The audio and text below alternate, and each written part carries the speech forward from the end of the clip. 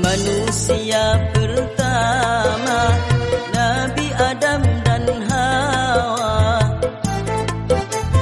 atas izin Tuhannya diciptakan di syurga.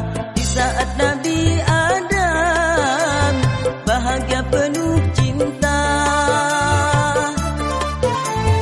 terlena dan tenggelam kenikmatan di syurga. Ketika iblis datang menggoda merayunya, makan buah terlarang, korban sumpah